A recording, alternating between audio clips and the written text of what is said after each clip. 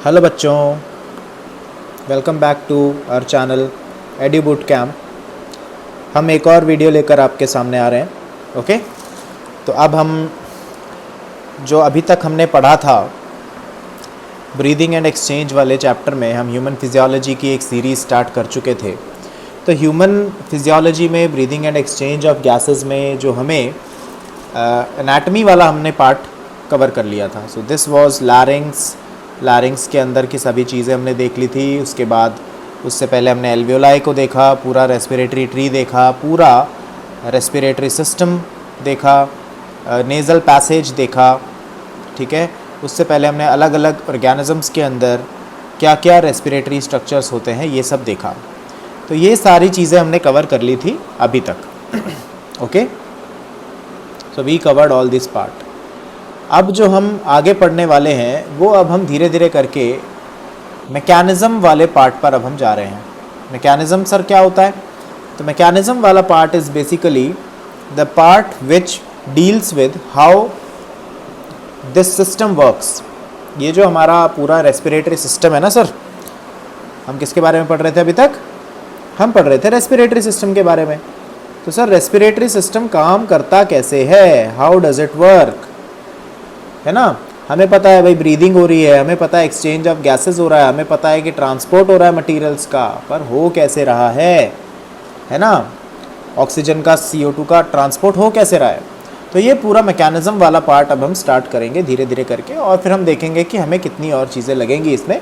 तो वो सभी बातें हम कवर करेंगे। Okay, so I really hope कि you are liking this series. और अगर आपको ये बातें, ये लेक्चर्स जो ऑनलाइन वीडियोस हैं, ये अगर वैल्यूएबल लगते हैं, आपको लगता है कि नहीं यार वैल्यू एडिशन तो हो रहा है, तो प्लीज़ अपने मित्रों के साथ जो भी बायो सीखना चाहते हैं, पढ़ना चाहते हैं, या जो भी नीट एस्पिरेंट्स है उनके साथ शेयर करें, सब्सक्राइब करें, वीडियो को लाइक करें, कमेंट करें, सजेशंस दें।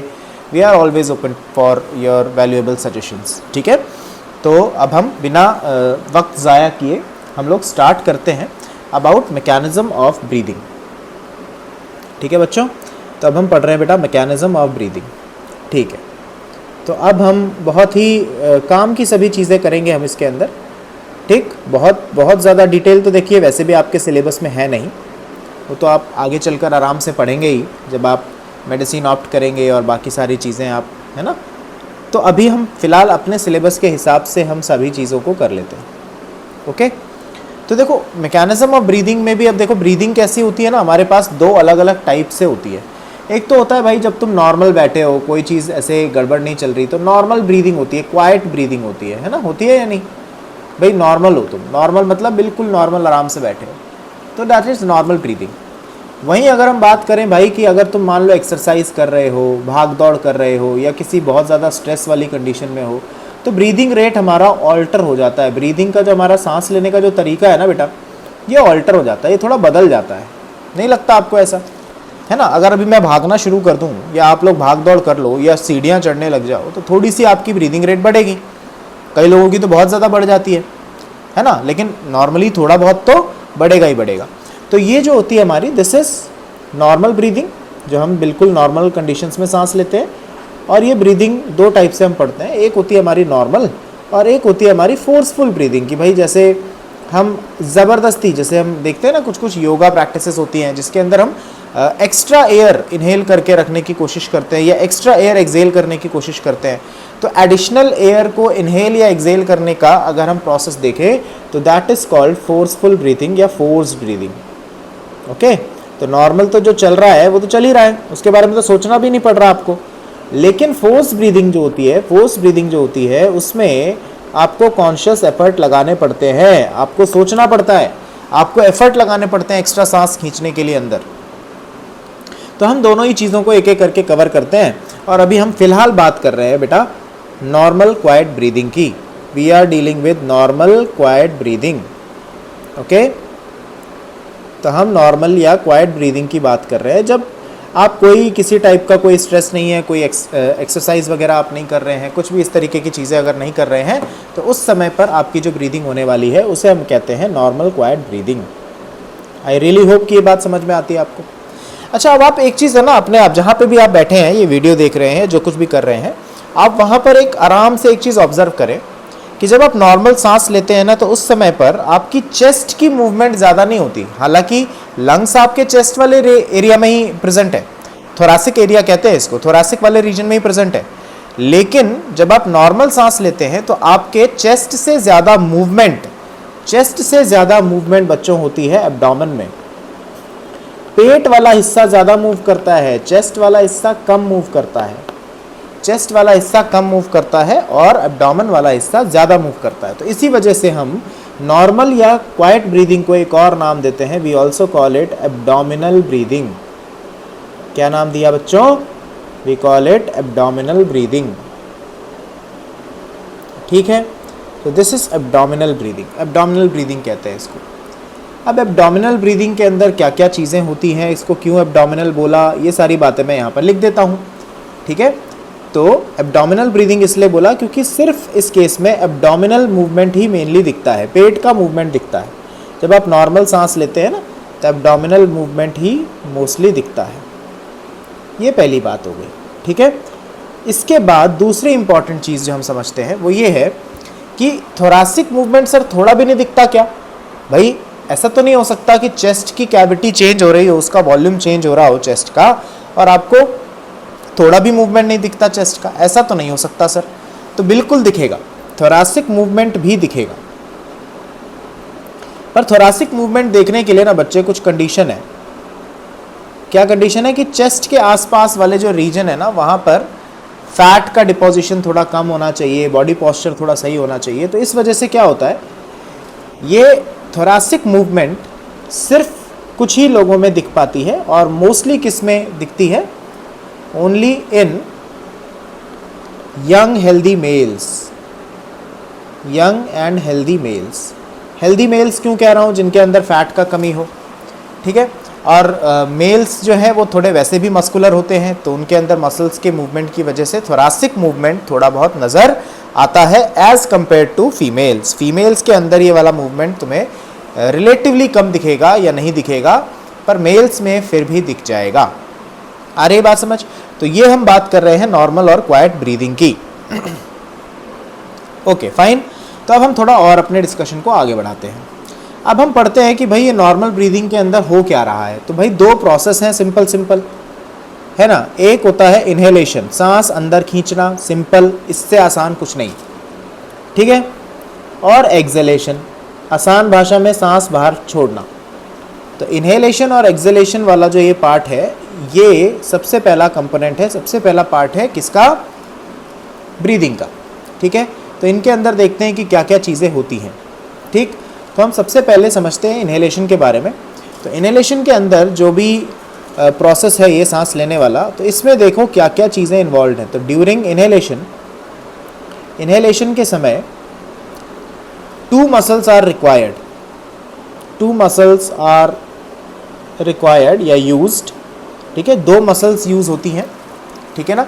अब ये 2 मसल्स जो यूज़ हो रही है ड्यूरिंग इनहेलेशन, ये कौन सी हैं, क्या है, कैसे हैं, इन सभी चीज़ों को हम समझेंगे। लेकिन एक बात समझनी है भाई पहले, कि ये ब्रीदिंग कौन सा है। ये ब्रीदिंग नॉर्मल ब्रीदिंग है, फोर्सफुल ब्रीदिंग की मैं बात नहीं कर रहा हूँ। मैं जो नॉर्मल सांस आप ले रहे हो उसकी बात कर रहा हूँ, मैं उसकी बात कर रहा हूँ। आई बात समझ में या नहीं? ठीक है, तो मैं उसकी बात कर रहा हूँ, जो नॉर्मल ब्रीदिंग है उसकी बात हो रही है। फाइन।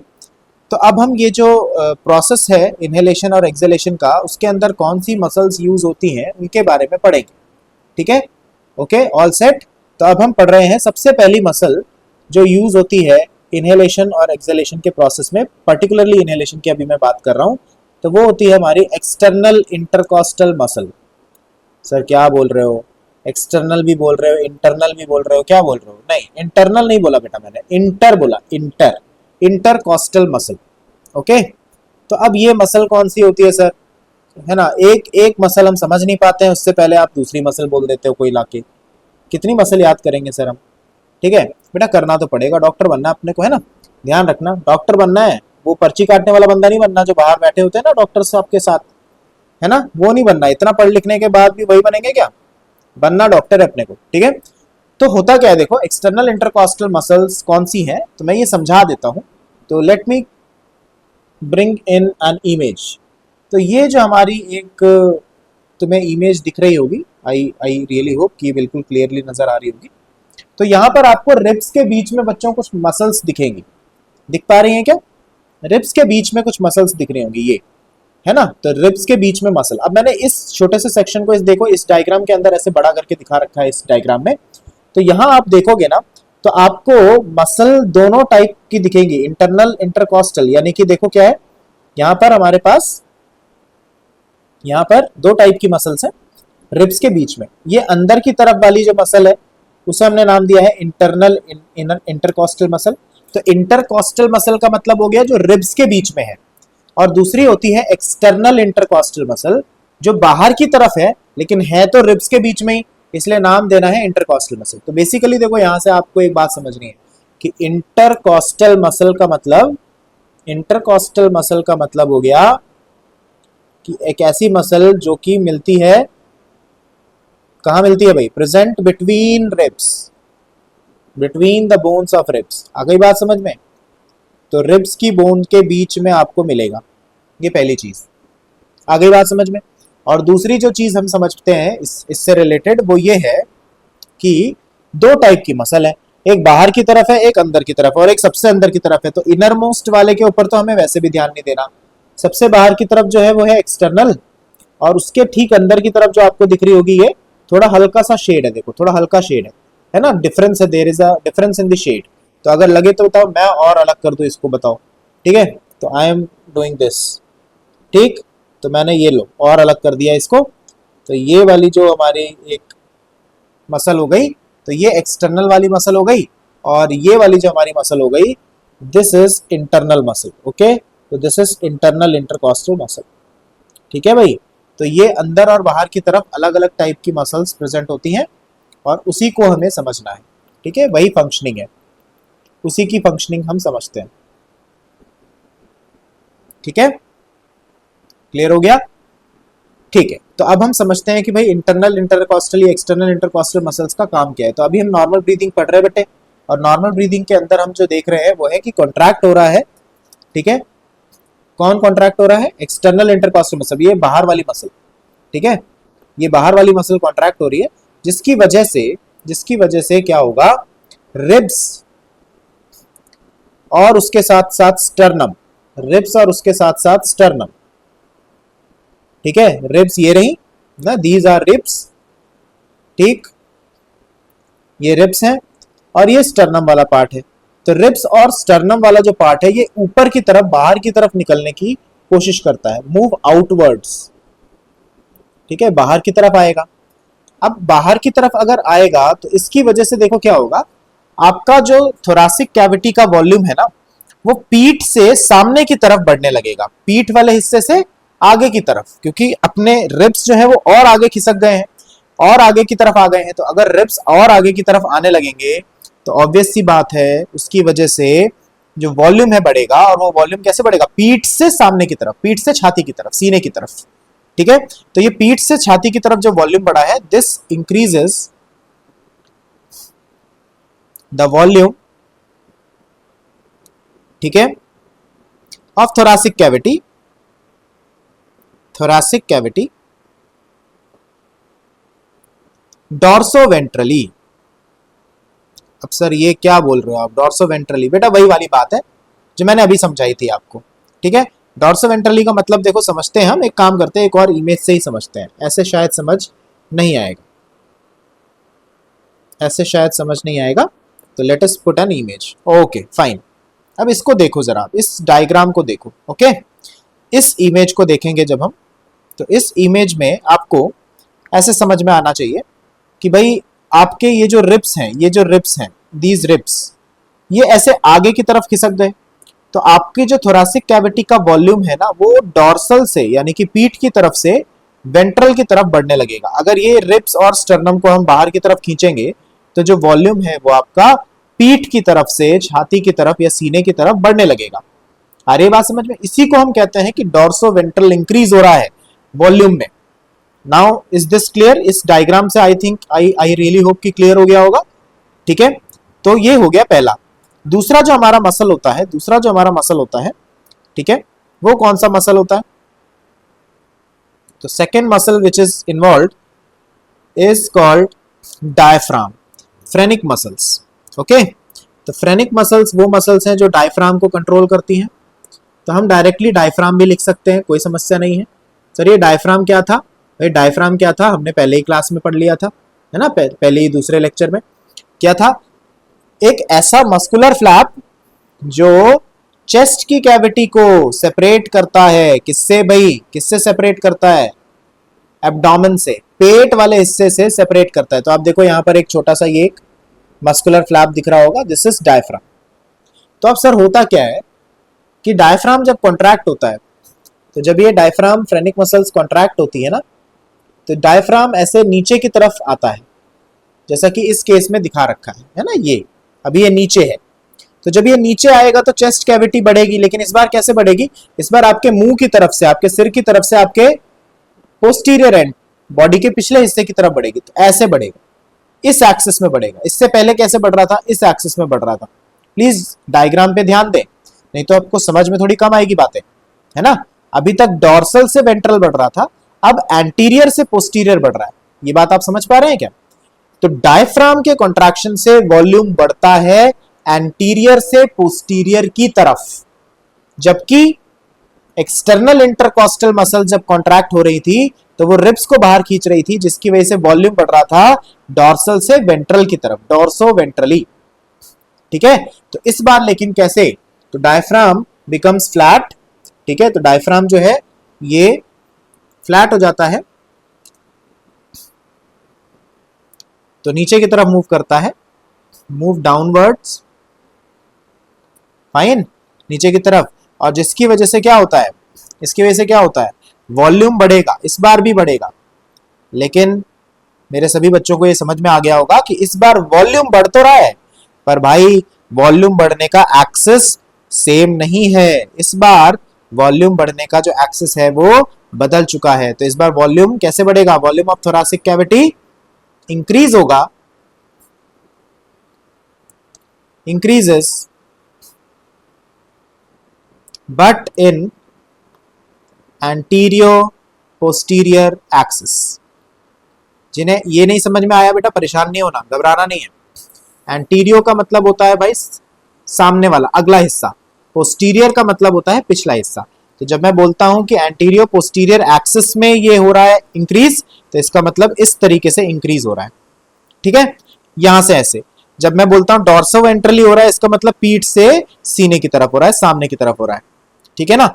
तो कुल मिलाकर जो ध्यान रखने वाली बात है वो ये है कि यार इन मसल्स के कॉन्ट्रैक्शन की वजह से थोरासिक कैविटी, इन मसल्स के कॉन्ट्रैक्शन की वजह से थोरासिक कैविटी का वॉल्यूम बढ़ रहा है। तो बेटा मुझे एक बात बताओ, अगर इस थोरासिक कैविटी के अंदर वॉल्यूम बढ़ गया तो जो अंदर गैसेस हैं उनका प्रेशर तो कम हो जाएगा। भाई देखो, पहले जो गैसेस थी वो कम एरिया में थी, कम वॉल्यूम में। अब हमारे पास क्या है? उतनी ही गैस है लेकिन वॉल्यूम ज्यादा है, तो प्रेशर कम हो जाएगा। तो अब इसकी वजह से हुआ क्या है, मैं ये लिख रहा हूं, मैं कंक्लूसिव पॉइंट लिख रहा हूं। तो प्लीज आप लोग थोड़ा ध्यान से समझें इस बात को। तो मैं कंक्लूसिव पॉइंट लिख रहा हूं, यहां पर मैं इस तरीके से मेंशन कर देता हूं। क्या है सर कंक्लूसिव पॉइंट? कि ड्यू टू, क्योंकि इंक्रीज हुआ है वॉल्यूम में, क्योंकि इंक्रीज हुआ है वॉल्यूम में, due to increase in volume of thoracic cavity, ठीक है, due to increase in volume of thoracic cavity pressure decreases. तो जो एयर का प्रेशर है अंदर वो कम हो रहा है। अब मुझे एक बात बताओ भाई, अंदर लंग्स के एयर का प्रेशर कम हो गया, बाहर ज्यादा है, तो भाई एयर तो अपने हाई प्रेशर से, कोई भी गैस तो अपने हाई प्रेशर से लो प्रेशर की तरफ ही आएगी ना। तो अब क्या होगा?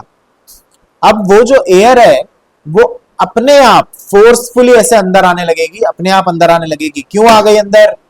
बताएं जरा, क्यों आ गई अंदर? अंदर आने के पीछे कारण क्या है? अंदर आने के पीछे कारण सिंपल सा है कि हमारे चेस्ट कैविटी के अंदर प्रेशर एयर का कम हो गया। और प्रेशर एयर का कम क्यों हो गया? क्योंकि वॉल्यूम बढ़ गया। और वॉल्यूम क्यों बढ़ गया? क्योंकि मसल्स ने कुछ एडजस्टमेंट किया, मसल्स ने कॉन्ट्रैक्ट होकर रिब्स को बाहर की तरफ खींच दिया और डायफ्राम को नीचे खींच दिया। डायफ्राम नीचे खींचेगा, डायफ्राम नीचे खींचेगा तो एंटीरियर पोस्टीरियर एक्सिस में इंक्रीज होगा, और जब रिब्स और स्टर्नम को आगे खींचेगा तो डॉर्सो वेंट्रल एक्सिस में इंक्रीज होगा। आई रियली होप कि ये बात आपको समझ में आ रही होगी। ठीक है, हाँ, तो प्लीज यही प्रिंसिपल है। आप देखो, आप किसी भी ऑर्गेनिज्म के अंदर, किसी भी, आगे चलकर हम थोड़ा बहुत ऐसा इंसेक्ट्स वगैरह भी पढ़ेंगे, है ना, हमें कॉकरोच का भी एनाटॉमी और जो मॉर्फोलॉजी है वो पढ़ना होता है। हम फ्रॉग की भी एनाटॉमी और मॉर्फोलॉजी पढ़ेंगे, अपने सिलेबस का ही पार्ट है। तो हम बेसिकली जो भी पढ़ेंगे वहां पे ब्रीदिंग का मैकेनिज्म यही कह रहा होगा कि प्रेशर बदलो, गैस खींच लो, प्रेशर बदलो, गैस खींच लो, प्रेशर बदलो, गैस खींच लो। आ रही है बात समझ में? तो जो एयर को पुल करने की जो हमारे पास टेंडेंसी है वो तभी आती है जब एक जगह पर प्रेशर कम हो और एक जगह पे प्रेशर ज्यादा हो। तो यहां पर हमने प्रेशर कम कर दिया लंग्स के अंदर, तो एयर बाहर से आ गई अंदर। आई रियली होप कि बात समझ में आती है आपको। अब हम बात करते हैं बच्चों एक्सहेलेशन की। बहुत सिंपल सीधा सा हमारा प्रोसेस रहने वाला एक्सहेलेशन का। तो प्लीज इसको समझते हैं ध्यान से आप देखें इसे और समझने की कोशिश करें। ठीक है, तो एक्सहेलेशन का जो प्रोसेस है, इनहेलेशन में देखो क्या हुआ। इनहेलेशन में हमने अंदर चेस्ट कैविटी का वॉल्यूम बढ़ा दिया, तो अंदर का प्रेशर कम हो गया, तो बाहर से एयर अंदर आ गई। अब एग्जैक्टली इसका उल्टा कर दो आप, बिल्कुल उल्टा कर दो इसका। क्या उल्टा कर दोगे भाई? अंदर का वॉल्यूम कम कर दो तो अंदर प्रेशर बढ़ जाएगा और एयर जो है वो अंदर से बाहर की तरफ आ जाएगी फटाक से। बिल्कुल सिंपल, कुछ भी नहीं करना हमें। हमारी बॉडी बिल्कुल इस तरीके से एडजस्टेड है कि इनहेलेशन के समय पे जो जो काम किया, एक्सहेलेशन के टाइम पर उसी को रिवर्स कर दो, एक्सहेलेशन हो जाएगा। आ रही बात समझ में? तो अब इस चीज में को करने के लिए क्या होता है भाई, तो मैं देखो बता रहा हूं। सबसे पहली मसल कौन सी कॉन्ट्रैक्ट हुई थी? कौन सी हुई थी? जल्दी बताओ भाई। एक्सटर्नल इंटरकॉस्टल मसल कॉन्ट्रैक्ट हुई थी सर, बिल्कुल सही बात है। तो यहां पर एक्सटर्नल इंटरकॉस्टल मसल जो होती है हमारी, ये रिलैक्स हो रही है। अब रिलैक्स हो रही है का क्या मतलब? रिलैक्स हो रही है मतलब जो अपनी ओरिजिनल स्टेट थी उस पे आ रही है। ठीक है, तो अपनी ओरिजिनल स्टेट पर आ रही है।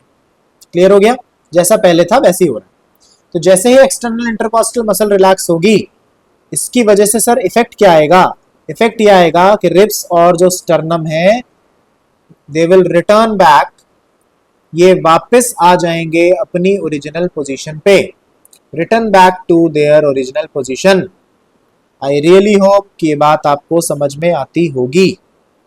और जैसे ही बच्चे ये रिब्स और स्टर्नम वापस पीछे की तरफ चली जाएगी तो वॉल्यूम कम होने लगेगा। जैसे वॉल्यूम बढ़ा था, volume of thoracic cavity decreases. लेकिन इस बार बेटा किस एक्सिस में डिक्रीज हो रहा है ये बता दो बस मुझे, है ना? बताओ, सोचो किस एक्सिस में। देखो, जब ये मसल कॉन्ट्रैक्ट हुई थी, स्टर्नम बाहर आया था तो ये बढ़ने लगा था। अब यहां पर एक्सटर्नल इंटरकॉस्टल मसल जब रिलैक्स होगी तो स्टर्नम वगैरह वापस अपनी ओरिजिनल पोजीशन पे जाएगा, तो ये वॉल्यूम कम होने लगेगा। समझ में आ रही है बात? तो ये वॉल्यूम कम होने लगेगा। लेकिन किस एक्सिस में कम हो रहा है? अगेन डॉर्सो वेंट्रली, डॉर्सल से वेंट्रल की तरफ। ठीक है, तो volume of thoracic cavity decreases. Exhalation में दूसरी चीज क्या हो रही है? ये सबसे पहली चीज थी। दूसरी चीज क्या हो रही है? गैस करो। और मुझे लगता है मेरे बच्चों ने सही गैस भी कर दिया होगा। गैस किया होगा कि सर डायफ्राम भी शायद अपनी ओरिजिनल पोजीशन पे आ जाएगा। बिल्कुल आ जाएगा। तो अब जो हम दूसरा स्टेप देख रहे हैं वो यही है, diaphragm also relax and reach its original position. अब ये भी अपनी ओरिजिनल पोजीशन पर आ गया, और जब ये ओरिजिनल पोजीशन पर आएगा तो उससे क्या होने वाला है? फिर से वॉल्यूम कम होने लगेगा। Volume of thoracic cavity decreases.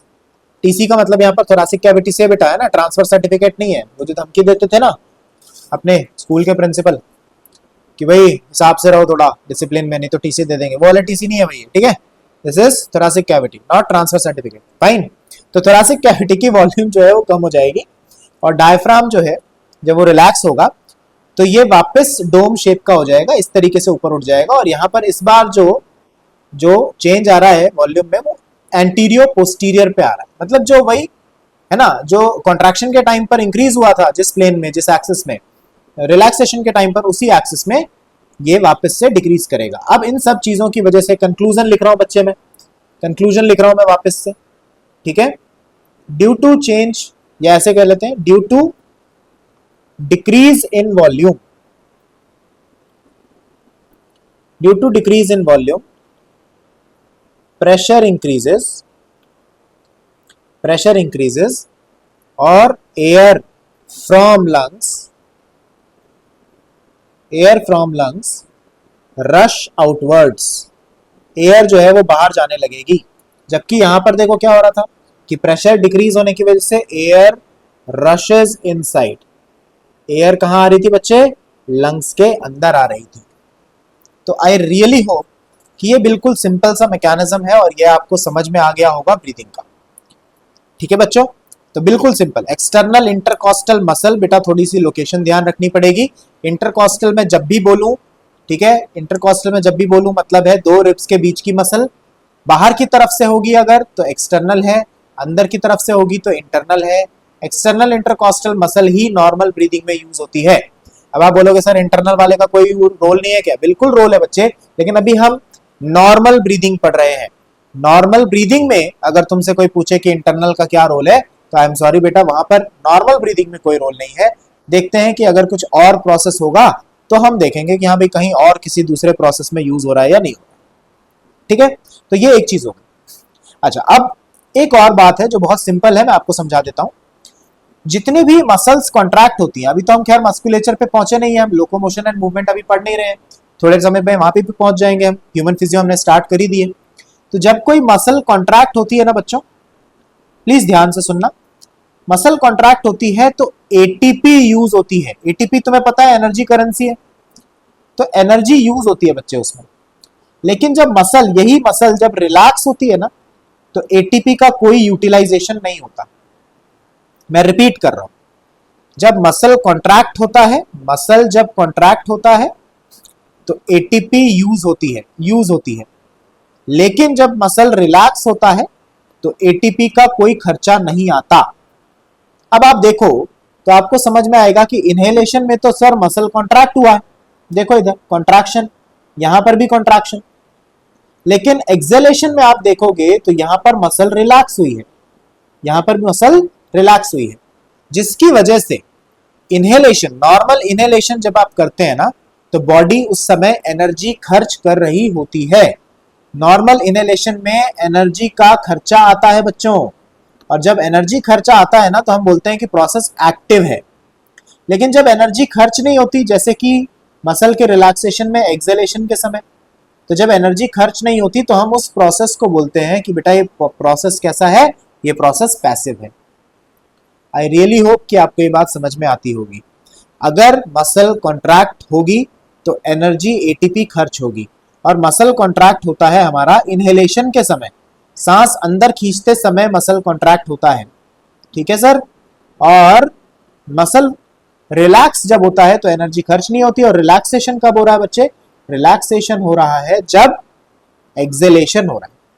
तो क्या मैं ऐसा बोल सकता हूं कि एक्सेलेशन तो सर एक पैसिव प्रोसेस है, लेकिन इनहेलेशन एक एक्टिव प्रोसेस है?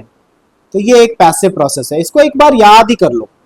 और मैं प्लीज ध्यान देना बच्चों, बार बार कह रहा हूं, अभी फिलहाल मैं सिर्फ नॉर्मल ब्रीदिंग की बात कर रहा हूं। तो जो नॉर्मल इनहेलेशन है, नॉर्मल इनहेलेशन ये एक पैसिव प्रोसेस है, सॉरी, नॉर्मल इनहेलेशन एक एक्टिव प्रोसेस है क्योंकि एनर्जी खर्च हो रही है, जबकि एक्सेलेशन एक पैसिव प्रोसेस है। ये बात समझ आ गई आपको? चलिए, तो ये हमारा एक बिल्कुल नॉर्मल ब्रीदिंग का मैकेनिज्म था। इसके बाद अब हम जो पढ़ेंगे अगला part, that is about forceful breathing, कि भाई जबरन सांस लेना हो तो सर क्या करेंगे। तो पहली बात, भाई जबरन सांस लेता कौन है? भाई देखो, कई बार क्या होता है कि ब्रीदिंग कुछ प्रॉब्लम होती है जिसकी वजह से हम नॉर्मली ब्रीथ नहीं कर पाते, तब हो सकता है कि फोर्सफुल ब्रीदिंग करनी पड़ रही हो। कई बार ऐसा भी होता है कि भाई हमें कुछ ऐसे चेकअप वगैरह कराने जाना है, तो डॉक्टर बोलता है बेटा जोर से सांस लो एकदम, बोलता है कि नहीं कि जोर से सांस लो खींच के एकदम, तो उस समय पे भी हमें फोर्सफुल ब्रीदिंग करनी पड़ती है। कई बार हम योगा वगैरह प्रैक्टिस कर रहे होते हैं, मान लो भाई बाबा रामदेव के शिविर में बैठे हैं, तो वहां तो एकदम मस्त एकदम सांस ले रहे होते हैं हम खींच खींच के एकदम, सही है ना। तो there are so many different ways, so many different times when we take breath forcefully, when we breathe in forcefully. तो फोर्सफुली यानी कि हम जब एक्सेसिव एफर्ट लगाकर सांस लेते हैं तब क्या होता है, ये बस हम छोटा सा एक पार्ट है, फटाफट फटाफट कवर कर लेते हैं इसको, और उसके बाद हम इस सेशन को क्लोज करेंगे। ठीक है बच्चों, तो we are dealing with forceful breathing. हाँ, तो मेरी यही कोशिश है कि बिल्कुल छोटे छोटे वीडियोस की फॉर्म में आप तक सभी बातें पहुंचाई जाए, ताकि आपको भी बोरियत ना हो पढ़ते हुए, और मेरे लिए भी रेगुलर वीडियोस डालना आसान हो जाए, और हम मिलकर सिलेबस जो है वो कंप्लीशन तक पहुंचा पाए। ठीक है, तो हम नॉर्मल ब्रीदिंग पढ़ चुके हैं और फोर्सफुल ब्रीदिंग के बारे में अब हम पढ़ रहे हैं। तो जो फोर्सफुल ब्रीदिंग होती है ना बच्चों, इस फोर्सफुल ब्रीदिंग के अंदर दोनों प्रोसेस होंगे सर। इनहेलेशन भी होगा कि भाई जबरन सांस खींच रहा है बाहर से, और ऐसा भी हो सकता है कि जबरन सांस एक्सहेल कर रहा है, जरूरत से ज्यादा ही एयर, नॉर्मल तो जितनी एयर बाहर गई गई, फोर्सफुली भी एक्सहेल कर रहा है। तो हम दोनों ही प्रोसेस यहाँ पर पढ़ने वाले हैं। हम सबसे पहला जो प्रोसेस पढ़ेंगे यहाँ पर, that is forceful inspiration. Forceful inspiration, ठीक है बच्चों। तो फोर्सफुल इंस्पिरेशन के अंदर आप एक काम करो, आप एक सिंपल सी प्रैक्टिस करो मेरे कहने पे, चलो ठीक है। ये मत सोचना कि भाई लोग जो है वो क्या सोचेंगे कि वीडियो देखते देखते इसे क्या हो रहा है, लेकिन मेरे कहने पर एक बात, एक चीज करके देखो। आप फोर्सफुल जब इनहेल करने की कोशिश करते हो ना बच्चों, ऐसे तेज सांस खींचने की जब कोशिश करते हो, तो आपको ऐसा लगता है कि आपके नेक की कुछ मसल्स जो है वो इंगेज हो रही हैं। आपको ऐसा लगता है कि आपके नेक की मसल्स इंगेज हो रही हैं, आपकी नेक को कोई ऐसा लगता है कि फोर्स है ना, मतलब वहां पर कुछ टेंशन फील होता है। आप एक बार करके देखो ऐसे, ठीक है। किया आपने प्रैक्टिस, ठीक है। तो ऐसा क्यों हो रहा है, क्योंकि जब आप फोर्सफुली इनहेल करते हो ना बच्चों, तो उस समय पर ड्यूरिंग फोर्स्ड इंस्पिरेशन दो मसल्स हमारी यूज होती हैं, ठीक है। और दोनों ही जो लोकेशन है दोनों की, ये दोनों ही गर्दन के आसपास की हमारी मसल्स होती हैं। एक मसल होती है बेटा जिसको हम नाम देते हैं स्कैलीन मसल, स्केलीन मसल, और दूसरी जो मसल होती है बेटा हमारी, उसको हम नाम देते हैं स्टर्नोक्लीडोमास्टॉइड मसल, स्टर्नोक्लीडोमास्टॉइड। क्लियर है। तो एक मसल का नाम है स्कैलीन और दूसरे का नाम है स्टर्नोक्लीडोमास्टॉइड। सर ये भारी भारी नाम आपने लिख दिए हैं, एक बार मसल्स भी दिखा देते तो थोड़ा सही रहता सर। बिल्कुल दिखाएंगे बेटा, आप एडी बूट कैंप पर हैं, आपको कोई भी चीज ऐसी नहीं होगी कि जो आप समझ ना पाए, आप देख ना पाए। तो अब देखो, सबसे पहली जो मैंने यहाँ पर मसल बनाई है, this muscle is scalene muscle. अब देखो लोकेशन में तो स्टर्नोक्लीडोमास्टॉइड भी बहुत ज्यादा अलग नहीं है, बट मैं अगर आपको समझाने की कोशिश करूं तो ये थोड़ी सी ऐसे साइडवेज प्रेजेंट होती है, साइड में प्रेजेंट होती है, लेटरल है इसकी पोजीशन। आ रही है बात समझ में। So this muscle is scalene muscle, ये स्कैलीन मसल है, ओके। तो ये मसल आपको फील होगी। आप लगे तो एक बार और दोबारा से फोर्सफुल इंस्पिरेशन करके देखो, आप एक बार दोबारा से तेज सांस खींचने की कोशिश करो, तो आपको यहां फील होगा कि हाँ यार साइड में कोई मसल कॉन्ट्रैक्ट हो तो रही है, आपको ये पक्का फील हो जाएगा। आ गई बात समझ में, ठीक है। आप करके देख सकते हैं ट्राई, कोई प्रॉब्लम नहीं बेटा, आप सीख रहे हैं तो सीखते समय तो सब कुछ जायज है, ठीक है। अब स्टर्नोक्लीडोमास्टॉइड ये रहा, स्टर्नोक्लीडोमास्टॉइड वाली मसल ये रही, ठीक है। So this is स्टर्नोक्लीडोमास्टॉइड।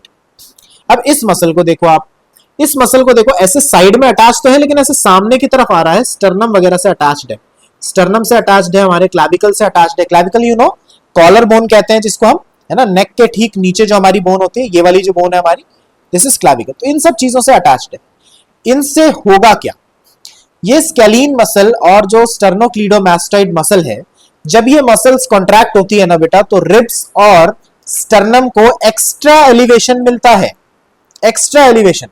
ज्यादा ऊपर उठ जाती है। याद करो, एक्सटर्नल इंटरकॉस्टल मसल भी ऊपर ही उठा रही थी रिब्स और स्टर्नम को। याद करो, देखो यहां पर देखो, बिल्कुल यहां पर भी वही हो रहा था। एक्सटर्नल इंटरकॉस्टल मसल इसको बाहर की तरफ खींच रही थी। अब यहां पे जो अटैच मसल है हमारी स्केलिन मसल, वो भी जब इसको फोर्स से खींचेगी तो ये और ऊपर की तरफ उठेगा, और ज्यादा ऊपर की तरफ उठने से वॉल्यूम इस बार ज्यादा बढ़ेगा। बढ़ेगा कि नहीं बढ़ेगा? सोच के बताओ आराम से, है ना, जहां पर भी आप बैठे हो आप ये सोच के देखो कि अगर स्टर्नम और रिब्स को कोई एक्स्ट्रा खींच दे, ज्यादा बाहर खींच दे, तो वॉल्यूम भी ज्यादा बढ़ेगा। तो अब मैं यही लिख रहा हूं कि ये मसल्स एग्जैक्टली करती क्या है। ठीक है, तो ये दोनों मसल जब कॉन्ट्रैक्ट होती हैं तो these muscles contract to pull. किसे खींच रही है बच्चे, तुम खुद बताओगे। Pull ribs and sternum, to pull ribs and sternum upwards, ऊपर की तरफ खींचती हैं। और जब ये ऊपर की तरफ खींच रही हैं तो उसकी वजह से दोबारा से वॉल्यूम बढ़ेगा। Simple, volume increases. अरे बात समझ, वॉल्यूम इंक्रीज होने की वजह से भाई इंट्रा पल्मोनरी प्रेशर बढ़ेगा। इंट्रा पल्मोनरी प्रेशर, ठीक है, इंट्रा पल्मोनरी प्रेशर सॉरी बढ़ेगा नहीं, डिक्रीज होगा। अब ये इंट्रा पल्मोनरी क्या होता है सर? ये आप नए नए वर्ड लिख देते हो एक तो बिना बताए। भाई देखो, पल्मोनो वर्ड यूज होता है, पल्मोनो वर्ड यूज होता है for chest, for lungs. Intra का मतलब लंग्स के अंदर, तो लंग्स के अंदर का प्रेशर जो है गैसेस का वो डिक्रीज हो रहा है। क्यों डिक्रीज हो रहा है? क्योंकि वॉल्यूम इंक्रीज हो रहा है। वॉल्यूम क्यों इंक्रीज हो रहा है? क्योंकि ये मसल्स कॉन्ट्रैक्ट करके रिब्स और स्टर्नम को ऊपर की तरफ खींच रही हैं, ऊपर की तरफ खींच रही हैं। आ रही है बात समझ में? अच्छा, अब तुम्हें आगे का प्रोसेस तो पता है सर। प्रेशर डिक्रीज हो गया इंट्रापल्मोनरी, इसका मतलब भाई कि एयर बाहर से अंदर आ जाएगी, air will rush inside. Simple, it is as simple as that. अच्छा, अब तुम थोड़ा सा सोच के मुझे बताओ, सोच के बताओ। मैंने बोला यहां पर भी मसल कॉन्ट्रैक्ट हो रही है, और अभी मैंने थोड़ी देर पहले बात की थी कि अगर मसल कॉन्ट्रैक्ट होती है, अगर मसल कॉन्ट्रैक्ट होती है तो वो एटीपी कंज्यूम करती है, एटीपी यूज होता है। तो अगर यहां पर मसल कॉन्ट्रैक्ट हो रही है तो भाई एटीपी तो कंज्यूम होगी ही होगी, एटीपी तो कंज्यूम होगी ही होगी। और एटीपी अगर कंज्यूम हो गई, एटीपी अगर कंज्यूम हो गई तो प्रोसेस को क्या बोलो, एक्टिव की पैसिव? जल्दी बताओ, सोच के बताओ, एक्टिव की पैसिव? बिल्कुल सही है, एक्टिव प्रोसेस होगा। इनहेलेशन चाहे नॉर्मल हो चाहे फोर्सफुल हो, अब तो फोर्स आ गया वो तो वैसे ही दिमाग में आ जाएगा कि यार एनर्जी तो लगा ही रहे हैं हम, तो it is active process. Energy खर्च हो रही है बच्चे। ठीक, तो आई रियली होप कि ये वाला पार्ट भी आपको क्लियर हो गया होगा। अगर आपको ऐसा लगता है कि नहीं शायद कुछ पार्ट में दिक्कत है, तो आप एक बार थोड़ा सा पॉज करके आराम आराम से सुन के इसे क्लियर करें। बहुत मुश्किल नहीं है, बस थोड़ा सा अगर आप अलर्ट होकर सुनेंगे तो आई थिंक कि ये पार्ट बहुत ही अच्छे से एकदम क्रिस्टल क्लियर हो जाएगा आपको। ठीक है, ओके फाइन। तो अब हम बिना समय खराब किए अगले पार्ट पर जाते हैं। अगला पार्ट क्या होगा सर? हो तो गया फोर्सफुल इनहेलेशन? नहीं नहीं नहीं नहीं नहीं, फोर्सफुल इनहेलेशन तो हो गया बेटा, फोर्सफुल एक्सपायरेशन भी तो एक चीज होती है कि नहीं होती? अरे भाई जबरन सांस अगर बंदा एक्स्ट्रा करके कि भाई आज तो मैं सारी एयर बाहर लंग्स खाली कर ही दूंगा, कोशिश करो, वैसे तो होता नहीं है लेकिन कोशिश करो, एक्स्ट्रा एयर को एक्सहेल करने की कोशिश करो, फोर्सफुल एक्सहेलेशन, कि एकदम ताकत लगा के सारी एयर बाहर निकाल दूंगा सर आज मैं लंग्स में से, करके देखो एक बार। तो आपको ना बहुत क्लियरली फील होगा कि एक तो भाई प्रेशर फील होगा आपको अपने एब्डोमेन पे, एब्डोमेन यानी कि आपका जो पेट वाला हिस्सा है ना, टमी वाला हिस्सा, वहां पर आपको फील होगा। जब आप एक्स्ट्रा एयर एयर एयर बाहर निकालने की कोशिश कर रहे हैं लंग्स से, तो आपको सबसे पहले तो एब्डोमेन में फील होगा और दूसरा आपको फील होगा लंग्स में। और ये क्लियरली बता रहा है कि यार दो अलग अलग रीजन्स की कोई तो मसल इन्वॉल्व है, कोई तो मसल इन्वॉल्व है। आ रही है बात समझ में? तो देखते हैं बच्चे कौन सी मसल इन्वॉल्व है, कौन सी मसल इन्वॉल्व है। तो अब मैं यहाँ पर देखो एक ये वाली इमेज फिर से ले आया। सर क्या सर आप दोबारा एक ही इमेज क्यों ला रहे हो बार बार? बेटा जरूरी है बेटा, इसलिए ला रहा हूं मैं। देखो, एक्सटर्नल इंटरकॉस्टल मसल का हमने पढ़ा था नॉर्मल ब्रीदिंग के अंदर रोल होता है ना, नॉर्मल इनहेलेशन में हमने पढ़ा था एक्सटर्नल इंटरकॉस्टल मसल यहाँ पर कॉन्ट्रैक्ट हो रही थी, याद आ गया या नहीं? अब हम पढ़ रहे हैं इंटरनल इंटरकॉस्टल मसल। सुनते रहना ध्यान से। रिब्स में बाहर की तरफ से कनेक्ट करने वाली मसल अगर कॉन्ट्रैक्ट हो रही है तो रिब्स बाहर जा रही है, तो रिब्स को अंदर की तरफ से कॉन्ट्रैक्ट, अंदर की तरफ से अटैच करने वाली मसल अगर कभी कॉन्ट्रैक्ट होगी तो ये रिब्स अंदर नहीं जाएंगी क्या? आराम से सोच के बताओ। मैंने बोला कि हमारे पास दो रिब्स हैं, दोनों रिब्स को कनेक्ट करने वाली बाहर की तरफ की मसल जब कॉन्ट्रैक्ट होती थी तो रिब्स को बाहर खींचती थी, लेकिन अब अंदर की तरफ अगर कॉन्ट्रैक्ट होने वाली मसल कॉन्ट्रैक्ट होगी, अंदर की तरफ जो प्रेजेंट है मसल अगर ये कॉन्ट्रैक्ट होगी तो ये रिब्स को अंदर की तरफ धकेलेगी, और अगर रिब्स को बेटा अंदर की तरफ धकेला तो चेस्ट की कैविटी तो और छोटी हो गई ना, तो there is an additional decrease in the volume, additional decrease, जितना हो रहा था उससे भी कम हो जाएगा वॉल्यूम, और अगर जितना वॉल्यूम था उससे भी कम हो गया बच्चे, तो अब तो एयर जो एक्स्ट्रा वहां पर थी थोड़ी बहुत वो भी बाहर आ जाएगी। तो इट इज सिंपल, बिल्कुल सिंपल है। तो फोर्सफुल एक्सेलेशन के समय पे इंटरनल इंटरकॉस्टल मसल्स इन्वॉल्व हो रही है, तो दो सेट ऑफ मसल्स हैं यहां पर, तो टू मसल्स, ठीक है, आर इन्वॉल्व, या ऐसे कह लो कि group of muscles are involve, और मैं दोनों के नाम यहां पहले लिख देता हूं। तो पहला तो मसल हो गया इंटरनल इंटरकॉस्टल मसल, दूसरा मसल कौन सा है सर? दूसरा तो बताया ही नहीं आपने, लेकिन बेटा याद करो, मैंने बताया था कि इफेक्ट जो है वो आपके एब्डोमेन पे भी दिखेगा आपको। जब आप फोर्सफुल एक्सेलेशन करोगे, जबरदस्ती अगर सांस बाहर की तरफ छोड़ने की कोशिश करोगे तो एब्डोमेन में भी इफेक्ट आएगा, और एब्डोमेन में इफेक्ट आने के लिए आपके पास है ये वाली मसल्स। ये एब्स दिख रही है इस बंदे की, abs, six pack abs, abs, yes, इसी एब को हम नाम देते हैं एब्डोमिनल मसल। तो ये जो एब्डोमिनल मसल है इसका नाम है एब्डोमिनल रेक्टस, और ये एब्डोमिनल रेक्टस मसल भी जब कॉन्ट्रैक्ट होती है ना तो ये क्या करता है ना कि डायफ्राम को और ऊपर भेजता है। नॉर्मल तो जहां था वहां था, ये मसल कॉन्ट्रैक्ट होगी तो डायफ्राम और ऊपर आ जाएगा, और डायफ्राम अगर और ऊपर आ गया तो चेस्ट कैविटी का वॉल्यूम हो जाएगा बहुत ही कम, और चेस्ट कैविटी का वॉल्यूम अगर कम हो गया तो प्रेशर बढ़ेगा, और प्रेशर बढ़ेगा तो एयर बाहर भाग जाएगी। It is simple process.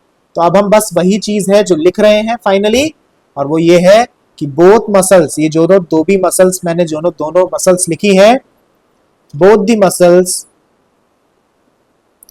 when contract, जब ये कॉन्ट्रैक्ट होंगी, reduce the volume of chest cavity या thoracic cavity additionally, additional reduction होने वाला है वॉल्यूम में, तो प्रेशर इंक्रीज होगा, प्रेशर बढ़ेगा, और प्रेशर बढ़ेगा तो air will rush out, air will rush outside, बाहर निकल जाएगी एयर, एक्स्ट्रा एयर बाहर निकल जाएगी, जितनी निकलनी चाहिए नॉर्मल ब्रीदिंग में उससे भी ज्यादा बाहर आ जाएगी। तो आई रियली होप कि ये मसल्स की लोकेशन आपको सब क्लियर हो चुकी होंगी, मसल्स कैसे काम कर रही है ये पार्ट आपको क्लियर हो चुका होगा, और आई रियली होप कि आप ये वीडियो पूरा देखेंगे, कंप्लीट देखेंगे। तो this is about the mechanism of breathing. तो हमने इस छोटे से अपने क्रिस्प से बिल्कुल इस वीडियो के अंदर मैकेनिज्म ऑफ ब्रीदिंग को कवर कर लिया है। तो आप पूरा इसको देखें, और अगर आप नए व्यूअर हैं तो प्लीज़ सब्सक्राइब करें चैनल को, शेयर करें ज़्यादा से ज़्यादा, कमेंट्स करें, जो भी आपको टॉपिक्स पसंद हो उन्हें भी कमेंट्स आप कर सकते हैं, बता सकते हैं कि सर ह्यूमन फिजियो के बाद आपको क्या स्टार्ट करना है, और फिर हम और आप मिलकर इस चैनल को थोड़ा ग्रो करते हैं। आपको सीखना है, मुझे सिखाना है, तो हम दोनों मिलकर इन चैनल को ग्रो करते हैं थोड़ा, ठीक है।